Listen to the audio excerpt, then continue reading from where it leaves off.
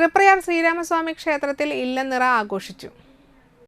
രാവിലെ 6:20 മുതൽ 6:56 വരെയുള്ള മുഹൂർത്തത്തിൽ ക്ഷേത്രം തൃക്കോൽ ശാന്തി രതീഷ് എമ്പ്രാന്തിരിയും ഉപദേവശാന്തികാരും ചേർന്ന് വെള്ളിയുരുളിയിൽ വാദ്യമേളങ്ങളുടെ അകമ്പടിയോടുകൂടി നെൽക്കതിർ പടിഞ്ഞാറെ ഗോപുരത്തിൽ നിന്ന് ക്ഷേത്രത്തിനകത്ത് മണ്ഡപത്തിലേക്ക് എഴുന്നള്ളിച്ചു. മണ്ഡപത്തിൽ മേൽശാന്തി മധു നമ്പൂതിരി പൂജ നടത്തി. തുടർന്ന് നെൽക്കതിരുകൾ ഭക്തജനങ്ങൾക്ക് വിതരണം ചെയ്തു. ചടങ്ങിൽ Cochin Devaswom board member Premraj Choondalath, Thrissur group assistant commissioner Bijukumar, assistant commissioner Shrimati Sheeja, Devaswom manager Suresh Kumar AP, ക്ഷേത്ര ഉപദേശക സമിതി പ്രസിഡന്റ് രാജൻ, ട്രഷറർ പ്രകാശൻ എന്നിവർ പങ്കെടുത്തു.